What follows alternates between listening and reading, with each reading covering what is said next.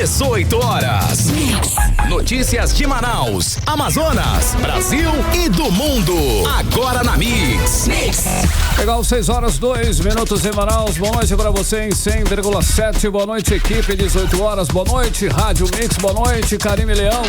Muito boa noite, Carlão. E boa noite pra você sintonizado aqui em 100,7. Estamos juntos a partir de agora até as 7 da noite aqui no 18 horas. É claro, hein? Lembrando sempre que a sua participação é super importante pra gente aqui no programa 18 horas. Portanto, participe conosco até as 7 da noite. Nosso WhatsApp é o 994887592. Anote aí, Karime. Exatamente. A sua participação é muito importante pra gente. Participa, comente os assuntos que a gente aborda aqui no 18 horas, tá? E vale também pra você que nos assiste pelo YouTube. Participa do 18 horas. Começando 18 horas de hoje com os destaques do dia. Líder indígena é preso pela Polícia Federal acusado de abusar de criança.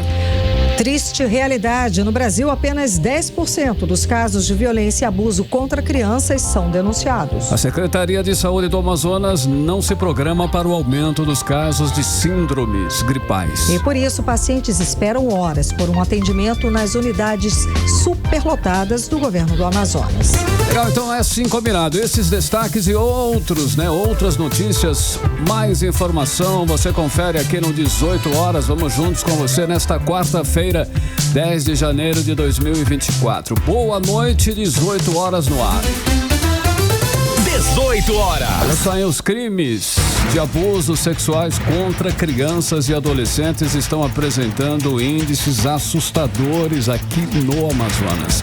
Os números totais de 2023 ainda não foram fechados, mas de janeiro a agosto de 2023, no ano passado, houve um aumento de 8,6% segundo dados divulgados pelo Anuário Brasileiro de Segurança Pública. É preocupante, hein, Carlão? Karine? É terrível, tá? Nesse período, de janeiro a agosto do ano passado, foram registrados 451 casos de estupros de crianças e adolescentes. E no mesmo período de 2022, foram 415.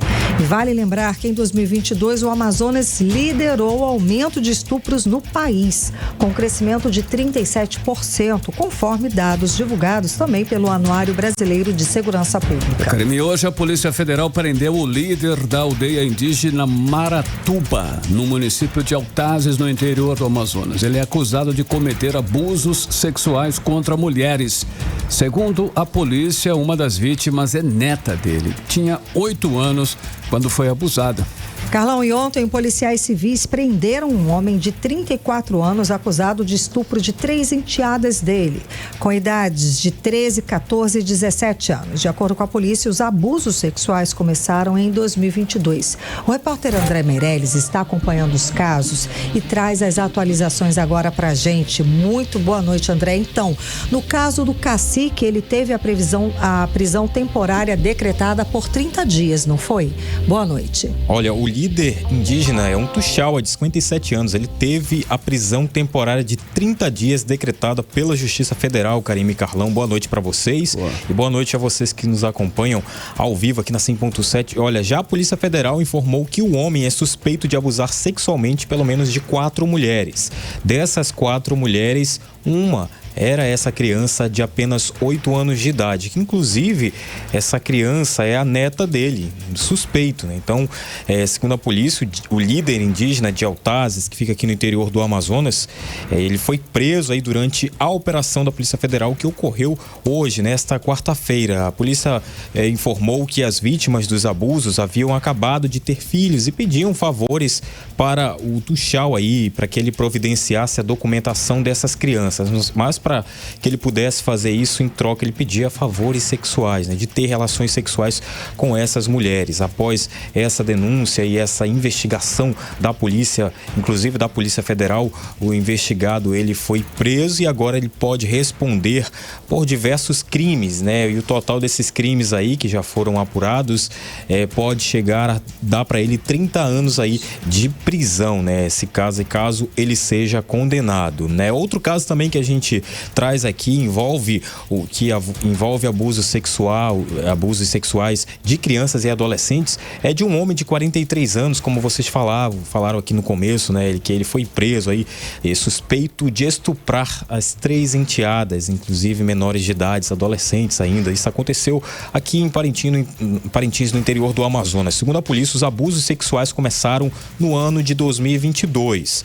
Mas agora, no ano passado, em 2023, as investigações iniciaram e assim que as vítimas tomaram a coragem, procuraram a delegacia para registrar a ocorrência contra o autor desse crime, informando que ele as violentavam sexualmente. Aí começou as investigações e as vítimas deram depoimento sobre toda a ocorrência que aconteceram, inclusive fizeram até exames para provar ali os abusos sexuais. Após todos esses procedimentos, foi representada a justiça, que pediu então a prisão dele, e a ordem judicial foi decretada pelo Poder Judiciário, né? Então ele foi preso, né? E inclusive essas 3 menores de idade foram orientadas aí para procurar aí ajuda de especialistas, né? Inclusive sobre essas ocorrências que a gente falou aí de abusos sexuais que envolve tanto criança quanto adolescente, a gente tem a especialista de psicologia jurídica, que é a doutora Nayane Michelin. Ela conta agora, né, que a maioria dessas vítimas, essas 3 adolescentes tiveram essa coragem de contar, mas muitas não têm. É isso que a gente vai ouvir agora na fala da Nayane Michelin, ela que é psicóloga jurídica, e ela vai contar pra gente por que, né, essas crianças, esses adolescentes têm medo de contar. E uma das falas aí da psicóloga agora, a maioria das vezes, é medo e por muitas ameaças. Vamos acompanhar.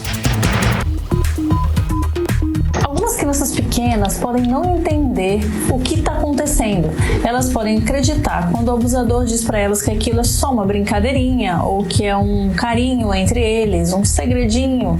E aí, se na cabeça delas não tem nada errado, por que é que elas vão contar alguma coisa?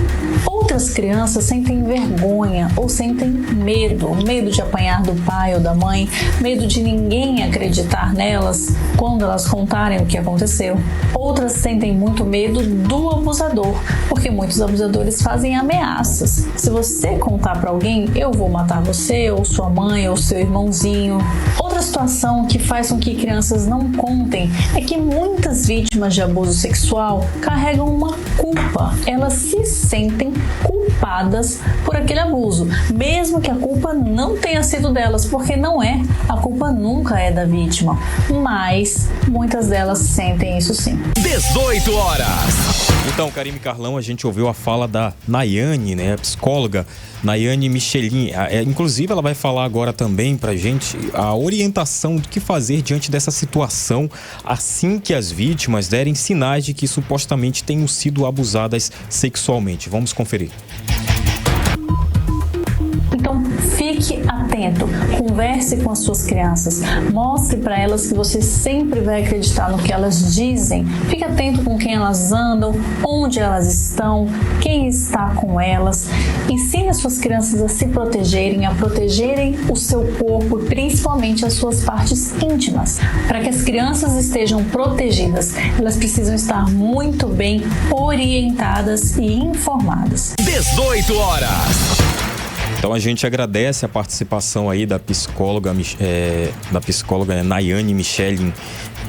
Então, para fazer denúncias, né, a pessoa pode ligar para o Disque 100, procurar também o Conselho Tutelar, a delegacia especializada em proteção à criança e ao adolescente, para fazer essas denúncias também de abusos sexuais infantis, né? É muito importante, então, procurar tanto, né, a polícia aí para fazer essa denúncia, né, e caso o culpado ali seja responsabilizado, seja provado que realmente aquele adulto teve culpa ali por parte dos abusos sexuais, então será instaurado inquérito e ali vai ser feito todos os procedimentos para que ele possa ser condenado, uma primeira parte, e também a orientação é de que a criança ou adolescente que sofreu esses abusos sexuais possam também procurar ajuda de especialistas, né, como a própria psicóloga agora mencionou aqui durante a fala. Karime Carlão. É importantíssima a informação, a gente deixar as crianças atentas, orientar, né, os pais, os responsáveis. Realmente é muito importante que esses pais responsáveis eles vão orientar as crianças a respeito desse tipo de situação, né? A informação, a orientação são sempre importantes e é o que salva. E assim como acontece, né, Carlão, em todas as campanhas de violência contra a mulher, a cada campanha, a cada ano, a cada informação, a cada entrevista, as pessoas ficam mais atentas a respeito do assunto e ficam sabendo até o que é uma violência, tendo mais informações e daí denunciam mais, porque há pouco tempo violência seria só um murro, seria só a violência física. E dali, né? Hoje realmente a gente sabe, né? Pode denunciar que realmente vai ter algum resultado positivo e deve renunciar. Exato, que não é apenas essa violência física, há violência moral, há violência patrimonial, há uma gama de violências que a pessoa pode ser a vítima. Então, quanto mais informação, quanto mais a gente falar aqui, melhor, a população vai ficar mais atenta. E é justamente esse o ponto e esse assunto da nossa entrevista de hoje, não é, Carlão? Sim, agora são 6h13, Karime, e você está no melhor mix do Brasil. 18 horas. Entrevista do dia. A nossa entrevistada de hoje é a doutora Cristiane Botelho, vice-presidente da Comissão de Proteção à Criança da OAB do Amazonas. Muito boa noite, doutora, seja bem-vinda ao 18 horas. Então, a gente começou o programa falando desses 2 casos de abusos. Os casos de abuso têm aumentado ou são as denúncias que agora são mais frequentes, justamente por esse motivo que eu falei, pelo maior número de informação, da gente estar sempre avisando, falando mais, assim como acontece nos casos de violência contra a mulher, a cada campanha, a cada ano que passa, essas denúncias aumentam, mas justamente porque as pessoas têm mais informação a respeito do assunto. Será por isso, doutora? Boa noite. Olá, boa noite, Karine. Boa noite, Carlão. Eu quero agradecer primeiramente o convite. Eu quero, em nome da OAB, quero agradecer a participação, né, aqui no programa de vocês. Sempre fica essa pergunta, né? Assim, o que acontece? O número de casos de violência aumenta ou o número de ocorrências aumenta, né? Tanto um quanto o outro, né? Na verdade, o que a gente verifica é que há sim um número de denúncias maiores, né, e tudo. As pessoas estão tendo essa coragem, as vítimas, né, no caso, estão tendo essa questão da denúncia mesmo, essa necessidade de denunciar. Há uma maior divulgação de números para contato, que isso é muito importante. A educação também, ela é muito importante. Você vencer argumentos, você como sociedade, no caso, nós como sociedade, vencermos determinados argumentos de que isso é cultural, né, de que não vai dar em nada. Esse tipo de argumento faz com que as vítimas elas se sintam encorajadas a fazer as denúncias. Mas, ao mesmo tempo, o que se verifica é um aumento também do número de casos, né? Então, isso acaba nos preocupando, porque a gente verifica que ocorre a criação, por exemplo, de delegacias especializadas, ocorre a criação de canais especializados, de varas no sistema de justiça especializados, mas ainda assim a sensação, e não é só uma sensação, mas na verdade é um fato, que se tem é de que as demandas acabam se tornando mais e mais frequentes. Então, eu responderia que seriam os 2 casos, infelizmente. Tanto o número de denúncias, como o número também de ocorrências. Olha só, segundo o governo federal, apenas 10% dos casos de violência e abuso contra crianças são denunciados. Realmente é muito pequena, né, a porcentagem de denúncias com relação a esse crime, né, que é tão violento e é comum, né, parece. O que deveria ser feito de uma maneira mais abrangente para que diminuísse isso?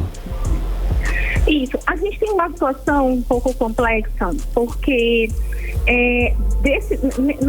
nessa sua fala, né, pegando esse seu gancho desse número tão baixo, né, de denúncias, cerca de 10%, a gente tem outro número extremamente complicado. Por que é complicado? Vou já lhe dizer. Já faz algum tempo que cerca de 70% das violências cometidas, no caso da violência sexual contra criança e adolescente, são aquela forma de violência que nós chamamos de violência intrafamiliar. Então, quer dizer, é aquela violência que é cometida dentro do lar da criança por um agressor conhecido. Então, por isso a gente também tem um índice muito baixo, né, de denúncias, digamos assim, porque muitas vezes a gente tem um núcleo familiar não só como o agressor daquela criança, do adolescente, e a própria família também acaba acobertando aquela violência, porque na ótica, às vezes, daquela família, e isso é real, tá, gente? Isso acontece, vai ficar assim, aquela criança sofre violência, mas eu não posso denunciar o meu familiar. Às vezes é o tio, aí já se metem a avó, o avô, dizendo que não vai denunciar o próprio filho. E a criança fica naquele círculo de violência. Outro detalhe também é que, como muitas vezes o agressor é conhecido, ele tem acesso muito facilitado à criança. Então a criança acaba ficando numa situação de vulnerabilidade constante. Às vezes é um genitor, às vezes é um tio, um primo que tem acesso à criança no quarto. Sim. E às vezes essa criança, toda vez que vai dormir, ela pode ser vitimizada. Então, por isso que a gente tem dados baixos, porque, por outro lado, a forma mais comum de abuso é o abuso dentro da casa. E aí, nesse caso, até a própria vítima, a criança, ela fica em xeque, a palavra dela. As pessoas até desacreditam, não é, doutora? Como é que a gente... Exatamente. E como é que esse responsável que vive numa situação como esta, muito próximo, com parentes, com pessoas convivendo com essa criança, como é que a gente pode estar atento a conversar, ou como a doutora antes falou, até a psicóloga disse, prevenir, conversar antes com a criança, explicando, passando informação do que seria um abuso sexual, doutora? Como fazer? Isso, assim, o abuso, ele hoje, até eu acredito que a psicóloga seja a profissional mais indicada para falar sobre esse tema. O abuso hoje, ele produz sinais, né? Até porque o abuso sexual hoje, ele produz consequências seríssimas. Então, assim, é sempre ficar de olho nesses sinais que a criança oferece. Às vezes, a criança, por exemplo, ela não quer ficar perto daquela pessoa, daquele adulto. Aí a mãe, o pai deixa a criança sozinha com aquele adulto. Mas isso já é um sinal... Né? Fica com medo, exatamente. Não, eu não quero ir para casa do padrinho, eu não quero ir para casa do tio. Então, esses sinais são importantes os pais observarem, os responsáveis observarem. Outra coisa também, sempre ensinar a criança, eu acho que é uma coisa muito importante, cuidados de higiene, cuidados com banho, para que a criança ela consiga ter uma autonomia e saber quem é que pode cuidar dela, para que se outra pessoa vier tentar abusar dela, quando ela estiver tomando banho ou limpando as partes íntimas, aquela criança ela já vai saber, pera lá, aqui ninguém pode tocar em mim. Outra coisa também é a questão da educação. Sempre nós nunca menosprezamos a questão, por exemplo, de palestras nas escolas. Muitos casos, eu já tive essa experiência de descobrir casos de abuso na escola. Sim. A criança é abusada em casa, ela não tem noção de que ela é abusada, e aí quando acaba uma palestra, ela vem com você e fala: tia, eu acho que eu tô passando por isso daí. Porque no fundo, ninguém em casa conseguiu ter essa sensibilidade, conseguiu ter esse alerta para ver. Ou então, às vezes, esse caso que a gente está colocando aqui, a família é conivente. Então, assim, sempre ampliar cada vez mais essa rede de apoio dessa criança. Hoje eu já vejo, por exemplo, no 18 de maio passado, eu já fui convidada para falar nas igrejas, coisa que antes a gente não via. Sim. Por quê? Porque se amplia a rede de proteção daquela criança, para que aquela criança ela possa ter autonomia para ela mesma chegar e dizer: eu estou sendo abusada, e não esperar que um adulto faça por ela. Porque imagina, numa casa em que o que a gente vê muitas vezes, o pai ou o padrasto é agressor e a mãe é conivente, essa criança vai denunciar para quem? Então é um pouco complicado isso, né? Então, assim, ampliando essa rede de proteção, ampliando essa possibilidade dessa criança falar, hoje é a melhor coisa que pode acontecer para ela. A senhora falou aí, essa criança vai denunciar para quem, né? Então, para a gente começar a encerrar a nossa entrevista, o que fazer quando a criança está sendo vítima de abuso, quando se percebe isso? Como denunciar essa situação? Então, sim, em primeiro lugar que a gente precisa falar sobre isso é que aquele adulto que ele sabe do abuso, ele tem o dever de denunciar, tá? Independente de grau de parentesco com aquela criança. Às vezes a pessoa olha e diz assim: ah, não é meu filho, eu não posso fazer nada. Mas o fato é que a questão da violência sexual, ela envolve não só a família, como também o Estado e toda a sociedade, de acordo com a Constituição e com o ECA. Então, aquele adulto, ele pode denunciar tanto para o Conselho Tutelar, mas abuso sexual é crime. Então, assim, por exemplo, aqui em Manaus, nós temos uma delegacia especializada, a DEPCA, que fica ali na Morada do Sol, e qualquer pessoa pode fazer a denúncia. Nós temos também o Disque 100, tá? Que é do Ministério dos Direitos Humanos, e a denúncia vai ser anônima. E no caso, ou então, se houver um caso de flagrante também, o 190, que é a própria polícia, se ela pode, da pessoa pode denunciar de que aquela criança está sofrendo abuso.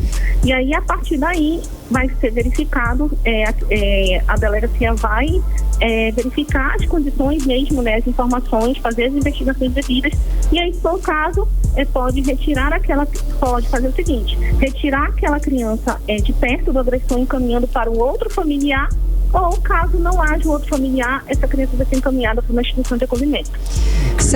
Agora, doutora, a gente que convive com as crianças e de repente nessa correria do dia a dia, tem você poderia dar uns 5 sinais que essa criança pode apresentar, que aí a gente pode já ficar mais atento e pesquisar para ver se ela não está sofrendo algum tipo de abuso?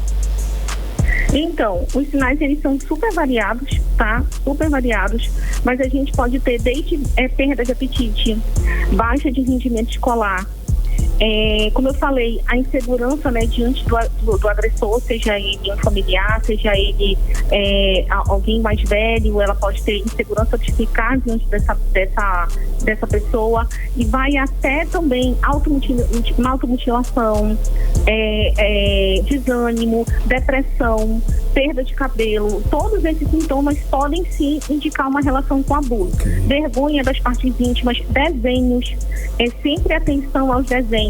Às vezes a criança faz, quando a criança ela é vítima de abuso, ela pode apresentar nos desenhos partes íntimas exageradas, ela se colocando em posição deitada com o adulto. Então, esses desenhos, a gente para e tem que observar o seguinte: essa criança de onde ela adquiriu essa informação?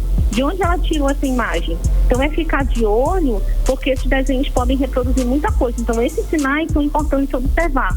Porque, às vezes também tem sinais físicos que vale a pena levar em um hospital ou em um sistema de assistência, como assaduras, fissuras nas partes íntimas. Aí também vale a pena observar essa parte física, né, para poder levar no sistema de saúde.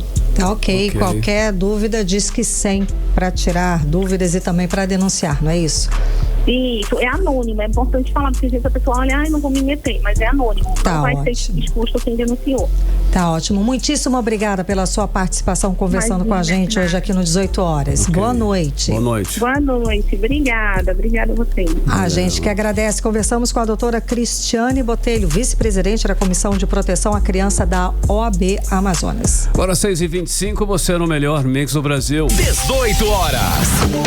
Olha, a Secretaria de Segurança Pública do Amazonas comunica que nesta quinta-feira, dia 11 e sexta-feira, dia 12, não haverá agendamento, atendimento nem entrega da carteira de identidade nacional nos postos de atendimento ao cidadão. Ainda segundo a Secretaria, a suspensão acontece por causa da transferência da gráfica e do servidor do sistema para a nova sede do Instituto, que vai mudar para a Avenida Ministro João Gonçalves de Souza, no Distrito Industrial. E a previsão é que os serviços, todos eles, voltem a partir da próxima segunda-feira, dia 15 de janeiro. Mix. Agora 6h25 e o caos na segurança pública do estado continua com os serviços de pronto atendimento lotados. Muita gente, inclusive, esperando 8, 10 horas para ser atendido. O caos da saúde pública, né, Carlão? Um absurdo. E a Secretaria de Saúde não se preparou para o aumento de casos de síndromes respiratórias agudas, de dengue e outras doenças típicas desse período chuvoso. E o resultado não podia ser outro, né? Unidades de saúde lotadas, pessoas sofrendo para conseguir uma simples consulta médica. A repórter Nathalie Moraes está acompanhando esse assunto, está ao vivo aqui com a gente e traz as atualizações a respeito do caso. Boa noite, Nathalie. Então, o governo não implantou qualquer medida para melhorar o atendimento nos SPAs, é isso? Por isso que está tudo lotado. É isso mesmo, Karime, Carlão, boa noite a vocês, boa noite aos nossos ouvintes. Karime, são 10 dias, né, no mês de janeiro, a gente iniciou o ano com os velhos problemas na saúde pública aqui do nosso estado. Né, a gente sabe, né, que todo início de ano, inverno amazônico, né, a gente passa por esse período sazonal, onde acontecem aí o aumento das síndromes respiratórias, mas esse ano a gente percebe, né, que esse caos vem, né, sido evidenciado porque a gente tem registrado um número maior no número de casos. O cenário epidemiológico aqui na nossa capital tem realmente, Karime e Carlão, vem superlotando, né, as unidades de saúde com as pessoas com quadros muito parecidos, né, que são aí o que os médicos, né, os especialistas costumam chamar de arboviroses. Como você bem disse, Karime, a gente também costuma registrar nesse período sazonal, vamos dizer assim, um aumento nos casos de dengue, chikungunya, Covid-19 e influenza, né? E aí há uma novidade agora nesse ano de 2024 foi a febre Oropouche, né? Que tem se espalhado entre a população agora aqui no Amazonas nesse período chuvoso. Só que o problema disso tudo é que o governo já sabia que a gente poderia ter um aumento no número de casos, né? Um aumento de síndromes respiratórias e, claro, mais uma vez não se preparou para atender a população amazonense. E aí o que a gente tem visto? A gente tem recebido uma enxurrada de denúncias de demoras no atendimento. Hoje a gente recebeu uma denúncia de que pacientes estariam há mais de 12 horas aguardando atendimento na UPA Campos Sales, lá na zona norte de Manaus. A gente sabe, né, Karime, que toda aquela região ali... Não tem condição, gente. Imagina a sua mãe, as pessoas doentes, a pessoa já está ali fragilizada, esperando esse tempo todo por um atendimento. Não tem a menor condição. E a reclamação lá da UPA Campos Sales é a mesma das reclamações que a gente vem recebendo. A gente vem registrando, assim, um índice, né, altíssimo de reclamações nos SPAs, mas assim também existem, né, as reclamações das unidades de pronto atendimento. As pessoas justificam o quê? Que elas chegam lá, demoram até 12 horas para serem atendidas, independentemente, Karime, da classificação de risco ou da doença que essas pessoas, né, e dos sintomas que elas apresentem, a demora é a mesma para todas essas pessoas, né? E até a semana passada, só para que a gente possa ter uma ideia, né, foram registrados mais de 200 casos, né, dessa nova doença aqui no estado, que é a febre do Oropouche, né, causada aí por um mosquito, também conhecido como meruim, né? Muita gente fala muito desse mosquito, né? E aí ele tá causando essa febre aqui nas pessoas aqui no nosso estado. Os sintomas são bem parecidos aí com as arboviroses, Karime, né? E aí, no meio disso tudo, a Fundação de Vigilância em Saúde aqui do nosso estado fez um alerta, né? Eles fizeram um alerta para falar um pouco mais e orientar a população, né? Quando que se deve buscar o atendimento médico e para a gente também saber diferenciar o que é um sintoma gripal, o que é uma arbovirose e o que vem a ser aí a Oropouche. Para falar um pouco mais sobre esse assunto, a gente conversou com a diretora-presidente da Fundação de Vigilância em Saúde aqui do estado, a Tatiana Amorim. Vamos conferir. Importante ressaltar que não há transmissão direta entre as pessoas e as doenças não são de notificação compulsória. Os casos suspeitos, eles incluem sintomas que são febre, dor e inchaço em articulações, acompanhado de dor de cabeça, dor muscular, irritação na pele, espalhada pelo corpo, com exposição da pessoa nos últimos 15 dias, né? Ou moradia em área silvestre, rural ou de mata. As medidas de prevenção contra as febres do maiaro e Oropouche envolvem evitar a picada de mosquitos infectados. Então, ao adentrar em locais de mata e beira de rio, principalmente nos horários entre 9 e 16 horas, é importante fazer uso de repelente, roupas compridas, usar cortiços mosquiteiros em áreas rurais e também silvestres. Especificamente sobre a febre Oropouche, A eliminação de criadouros é importantíssima, incluindo limpeza de áreas propícias à reprodução do mosquito. 18 horas. Karime e Carlão, nós ouvimos aí a fala, né, da Tatiana Amorim, ela que é diretora-presidente da Fundação de Vigilância em Saúde aqui do nosso estado. Karime, vale a gente reforçar, né, que além, né, dos casos de febre oropus registrados aqui na nossa capital, também foram detectados, né, casos da doença nos municípios de Presidente Figueiredo, Maués, Tefé e Manacapuru. Né, a orientação do estado é que realmente, né, você possa se prevenir para não pegar, né, essa doença, para não pegar essa nova virose, né, essa febre do oropus, que é vinda, né, veio aí desse mosquito. Por quê, minha filha? Se você realmente precisar de um atendimento médico, você já sabe, né, que você vai esperar aí por mais de 10 horas para ser atendido, independente, né, da unidade de saúde na qual você vá. A gente mostrou na última semana, né, um caso onde um acompanhante de um paciente estava ali aguardando há mais de 10 horas, ele acabou perdendo a paciência. Sim, as foi para uma luta corporal, exato, né? As pessoas já estão perdendo a paciência. Imagina, você está passando mal, você está acompanhando alguém, a sua mãe, seu filho, passando mal, precisando de atendimento, espera lá tantas horas e não tem uma informação, não tem um atendimento, uma pessoa, Karime, demora pra caramba, gente. E a informação que a gente recebeu hoje é que lá na UPA Campos Sales, a situação tá tão complicada que quem estava fazendo a triagem era o agente de portaria.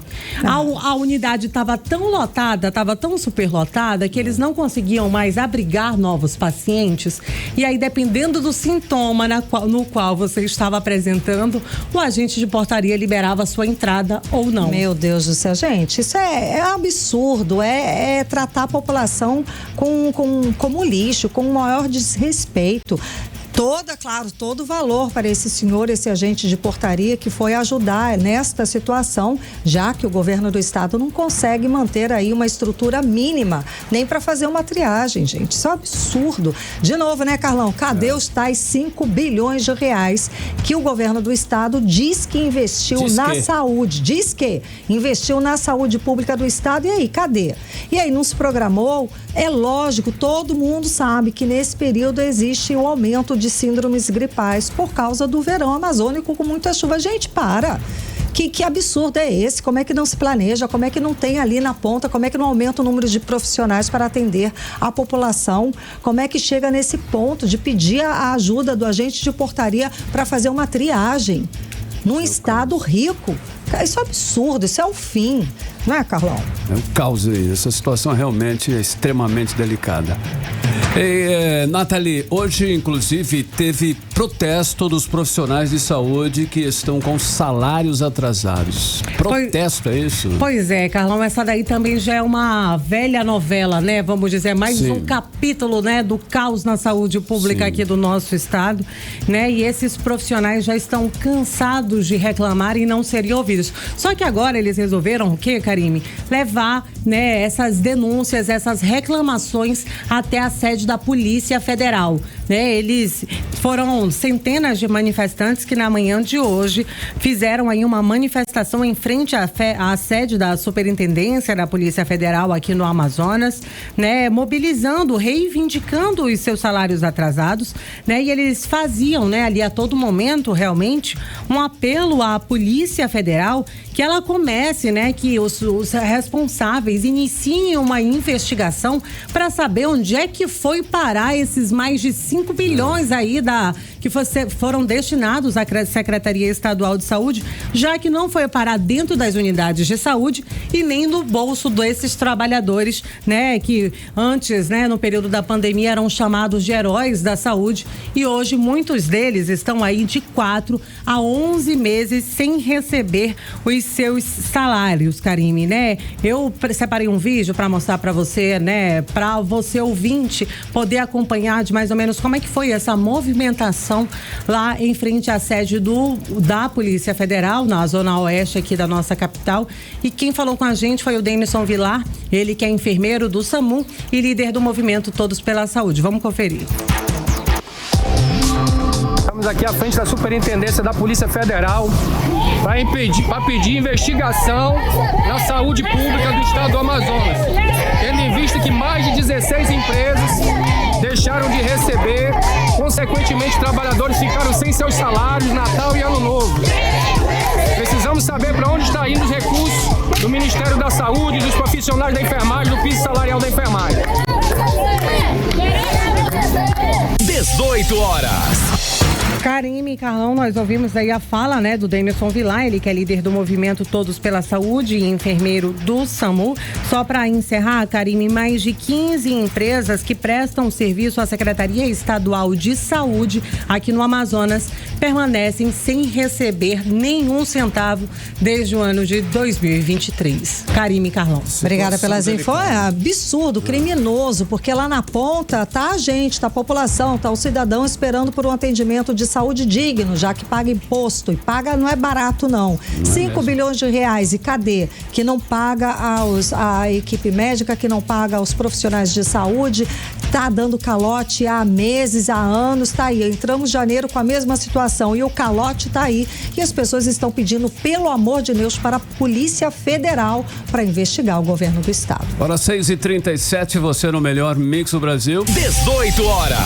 Atenção, você circulando por Manaus, vamos conferir agora, as condições do trânsito na capital, nas principais vias. Trânsito. E segundo as câmeras de monitoramento do Centro de Cooperação da cidade, a Avenida Constantino Neri com Rua Leonardo Malcher está com boa fluidez. No Complexo Viário de Flores, próximo ao Aeroclube, trânsito moderado, mas sem obstáculos na via. Avenida Altaz Mirim, esquina com a Rua Penetração, trânsito carregado, com retenção apenas na sinalização dos semáforos. E na Alameda Cosme Ferreira com Rua Francisco Bambolê, segue normal. Mix. Legal, 6h38, continue aí, continue em 100,7. Daqui a pouquinho, no 18 horas, você confere. Alerta climático 2024 vai ter forte influência da Laninha. Nosso assunto em instantes. 18 horas. E agora vamos conferir tempo e temperatura, previsão do tempo para amanhã. Amanhã, quinta-feira. Tempo e temperatura, Karime Leão. Previsão do tempo.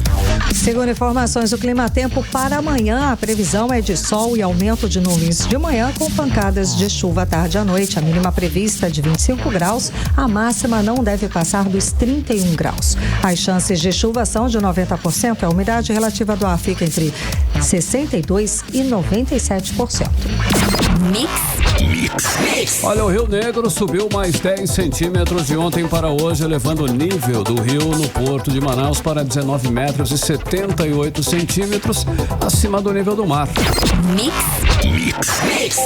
Agora 6h39, seguimos direto para Brasília. Vamos conversar com o nosso correspondente, o jornalista Carlos Eduardo Matos. Cadu, boa noite, bem-vindo, Cadu, bom te ver, Cadu. Então, vamos lá, como é que o governo brasileiro está reagindo a essa crise aí que no país vizinho, no Equador, que enfrenta uma verdadeira guerra entre exército e as facções criminosas? Cadu, tá tenso o negócio lá, e como é que o nosso governo está reagindo, está lidando com o assunto? Boa noite, Cadu.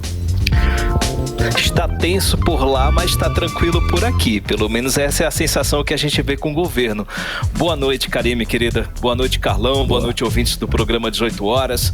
Karime, o governo brasileiro, por enquanto, segue em alerta. E segundo o Itamaraty, sem a necessidade de organizar uma operação para repatriar brasileiros que estão lá no Equador, não só na capital Quito, mas também nas outras regiões.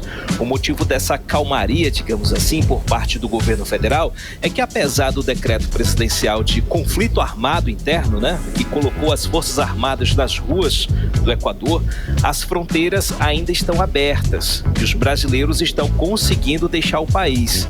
Portanto, na avaliação do governo do Itamaraty, não há necessidade de fazer algum tipo de operação de resgate, digamos assim, a exemplo do que aconteceu lá em Israel, na faixa de Gaza, enfim, o status é esse por enquanto.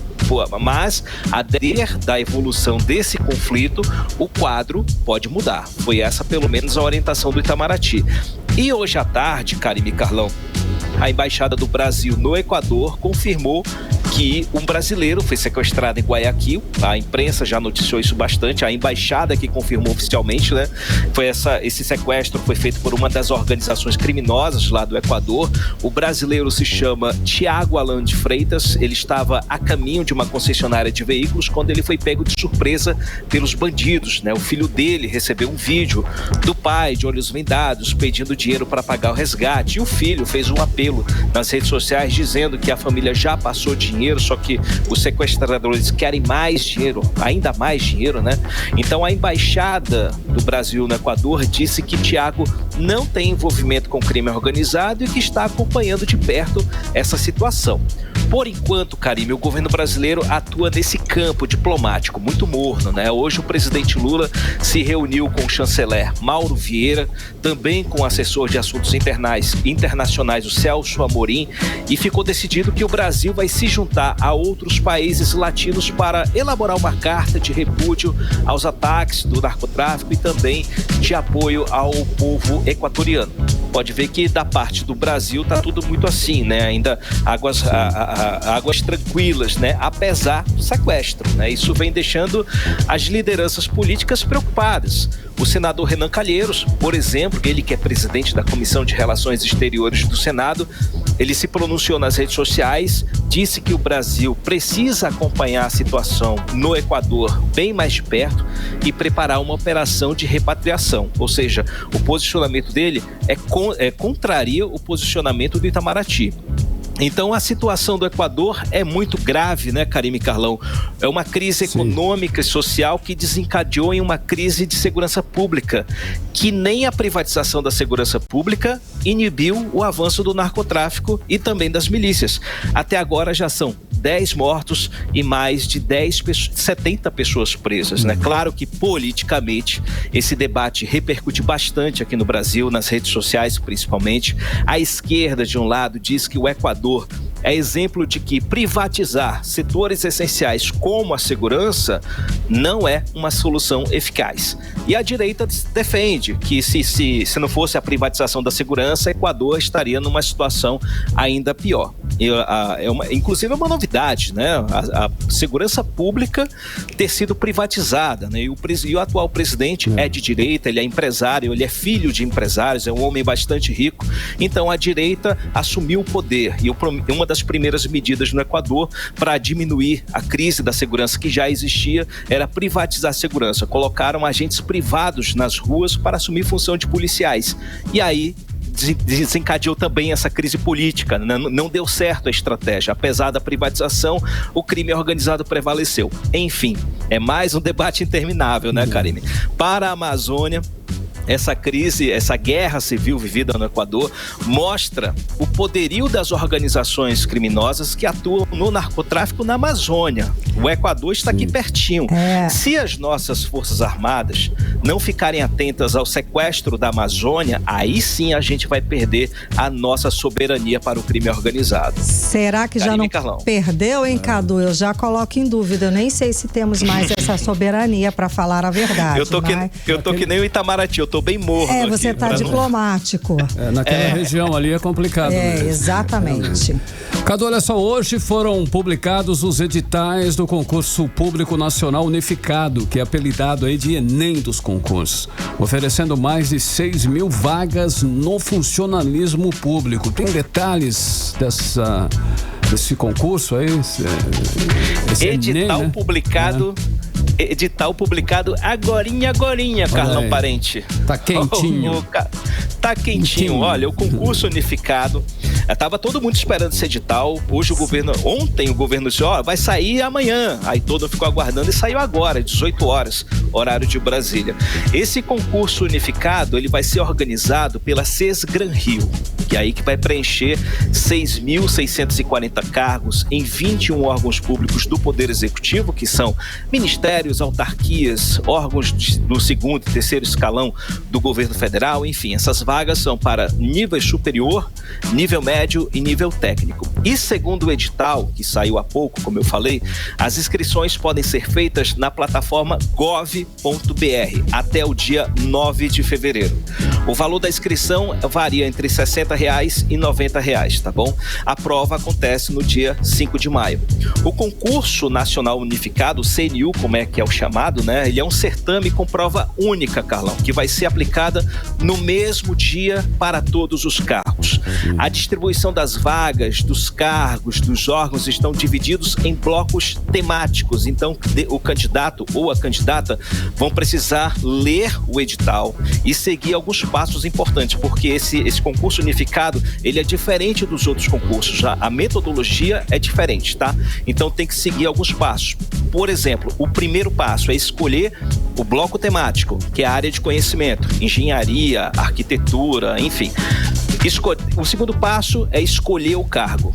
O terceiro passo é ordenar a preferência entre os cargos. Ou seja, ao se inscrever, você vai definir o que você prefere disputar, né? Por cargo e a tua preferência pela área. O quarto passo, o quarto e último, é ordenar a preferência das especialidades. Ou seja, é um negócio bem aberto para definir que você vai fazer a mesma prova para diversos cargos e setores, entendeu? É importante a gente lembrar que esse é o primeiro concurso público unificado na esfera federal. É uma novidade para todo mundo, pode haver erros, né, durante a aplicação dessas provas. Então está tudo novo, tanto para candidatos como para os organizadores. Ou seja, vai ser a mesma prova para diversos cargos e instituições. E as provas vão ser realizadas, gente, atenção, simultaneamente em mais de 200 cidades do Brasil. No estado do Amazonas, as provas vão acontecer em Coari, Itacoatiara, Lábrea, Manaus, Manicoré, Parintins, São Gabriel da Cachoeira, Tabatinga e Tefé. Então, são esses municípios aí, quem já mora nessas regiões, se prepara que a prova vai acontecer. Quem mora nas regiões próximas já tem que dar um jeitinho de correr atrás desses municípios e já fazer a prova. Carlão, eu trouxe aqui um trecho da fala da ministra Esther Dweck, da coletiva de imprensa hoje, ela explicando um pouco mais, falando da importância desse concurso, que é democratizar o concurso público. Isso é muito importante. Vamos ouvir o que ela disse. Bora. O concurso, a gente queria reforçar isso, ele é um processo importantíssimo de reconstrução do Estado brasileiro e de transformação do Estado brasileiro. Mas eu queria reforçar que realmente foi um processo desde a decisão, né? E aqui estou com o secretário José Celso, da diretora Cida, né? Que junto com as equipes, e também o secretário Silaí, que teve um papel muito importante nessa ideia, e depois os ministérios todos que abraçaram essa ideia, a gente foi demonstrando internamente a importância de fazer um concurso unificado, né, no sentido que ele vai aumentar a capilaridade, vai conseguir chegar em locais de provas que nunca tiveram provas de um concurso público federal, né? Então a gente acha que isso realmente é um processo da gente ir mudando a cara do Estado brasileiro, reforçando todas as nossas iniciativas de democratização do Estado, de maior diversidade, de garantir um Estado que realmente seja um pouco a cara da população brasileira. 18 horas. A gente acompanhou então a fala da ministra da Gestão, Inovação e Serviços, Esther Dweck, a respeito desse concurso unificado para todo o país. Cadu, muitíssimo obrigada pelas informações. Até amanhã. Valeu, Cadu. Valeu, galera. Para quem está estudando, é hora de partir para o resumão. E para quem ainda não começou a estudar, é bom começar a se preparar logo, porque Cis Gran Rio, rapaz, olha, é problema, viu? É banca forte demais, problemática pra caramba. Um abraço, galera. Tchau, tchau. Tchau, tchau. Boa noite. Agora 6h50, você no melhor mix do Brasil. 18 horas. Chegou a hora da gente falar sobre os bastidores da política local, da política amazonense, com Cíntia Blink, que tá com muita informação, muito assunto hoje pra gente. Cíntia, então, vamos lá. Começando com Alberto Neto e o Coronel Menezes, que estão amiguinhos. Estão amigos novamente? Fumaram o cachimbo da paz? Tá todo mundo bem? Tá de boa? Como foi isso? Boa noite, Karime. Boa noite, Carlão e todo mundo que tá com a gente na 100.7. Pois é, eles que vivem trocando farpas, né? Eu acho que foi nessa mesa que o capitão Alberto Neto disse que Menezes seria um ótimo vereador. Sim, nessa mesa aqui também, Coronel Menezes já rebateu mandou várias farpas também, né? Para Chamou o Alberto Neto de traidor e tudo mais. Por aí foi. Enfim, exato. Dentro do PL é como irmão brigando, né? Mas parece, isso não bateram o martelo ainda, mas há sim uma conversa acontecendo entre Alberto Neto e Coronel Menezes, porque se entendeu que juntos eles podem ser mais fortes. A gente está falando da eleição para 2024, eleição para ser prefeito de Manaus, e aparentemente Menezes está começando a simpatizar com a ideia de vir como vice de Alberto Neto. E aí teremos uma chapa puro sangue, né? Que são os dois do PL, e os dois teriam aí, para chegar nesse resultado, as bênçãos do ex-presidente Jair Bolsonaro, que tem um número muito grande de apoiadores aqui em Manaus. Então, é uma chapa que, se acontecer de fato, ela vem sim forte, ela vem para disputar a cadeira de prefeito e, sem dúvida, preocupa os concorrentes, que não são poucos.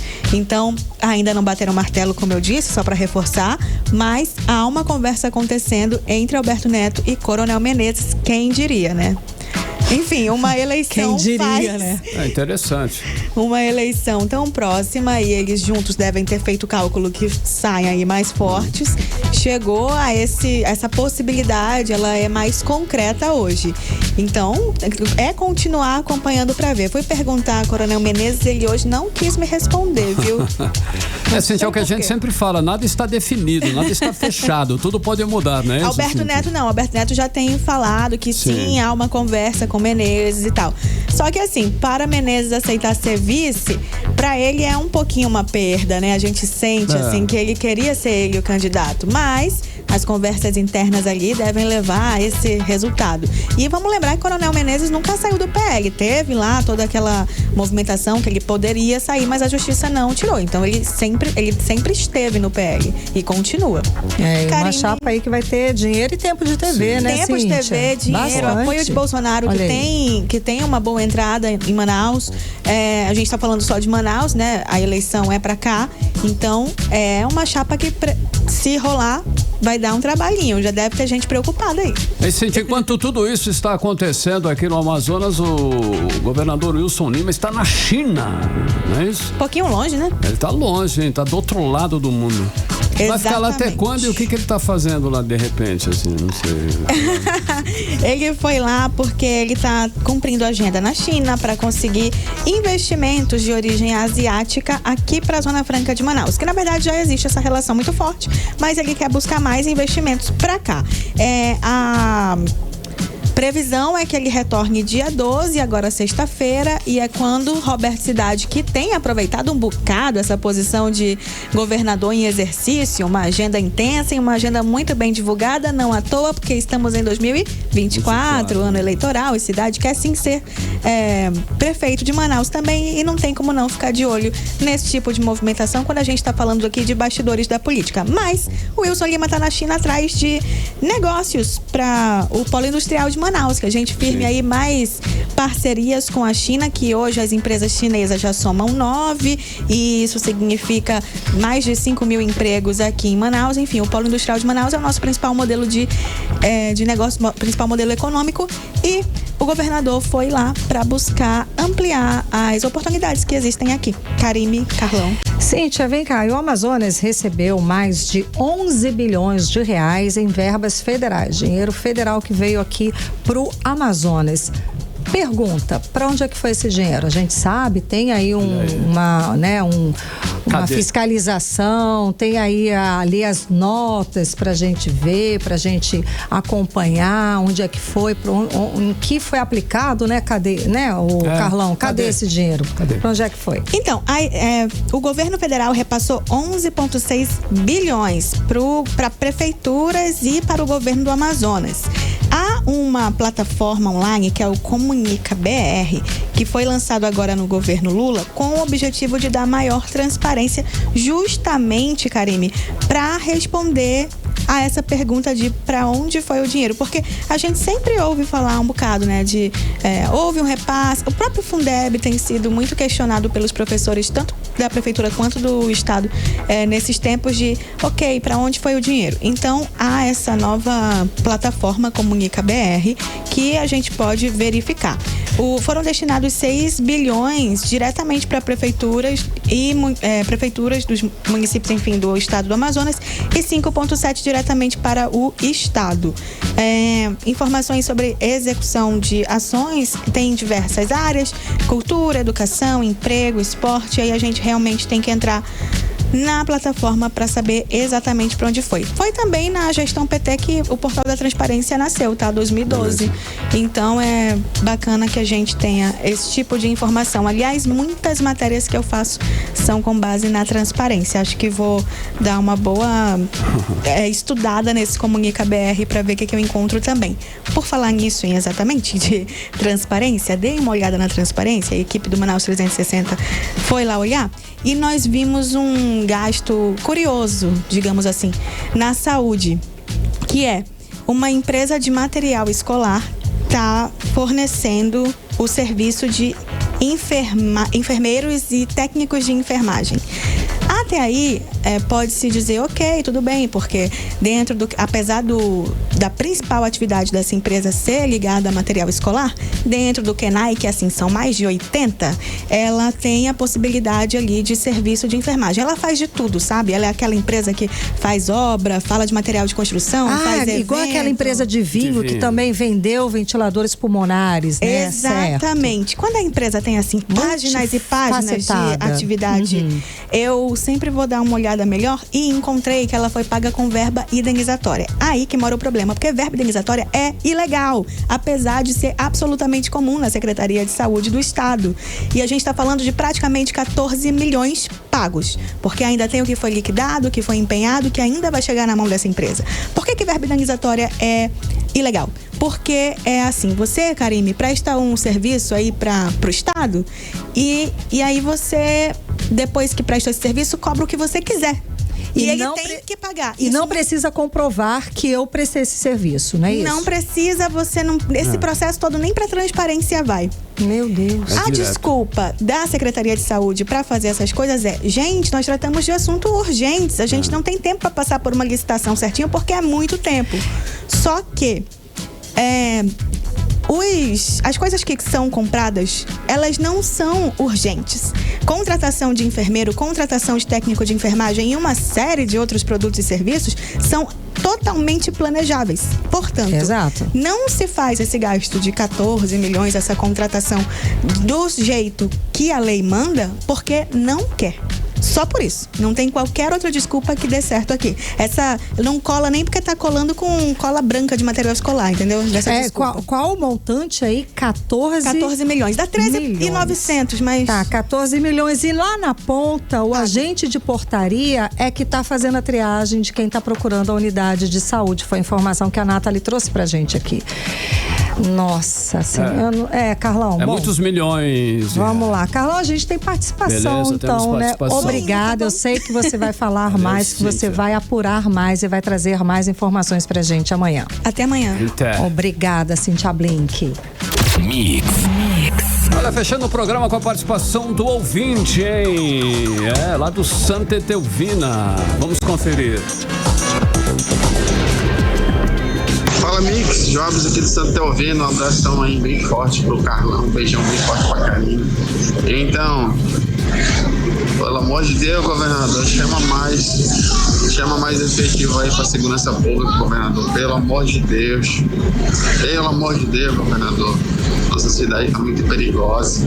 18 horas. Com certeza, a participação do Joabes lá do Santa Etelvina, Carimilhão. Carlão, tem também a participação do Caio Miranda, do Distrito Industrial. Ele fala o seguinte: curto muito o programa 18 horas, que vocês continuem batendo forte nas falcatruas da saúde e educação. Um ótimo 2024 para todos os ouvintes da Mix. Valeu, obrigada. Valeu, pessoal. Mix. Agora 7 horas em ponto, seguimos direto para o Editorial 18 horas. Editorial 18 horas.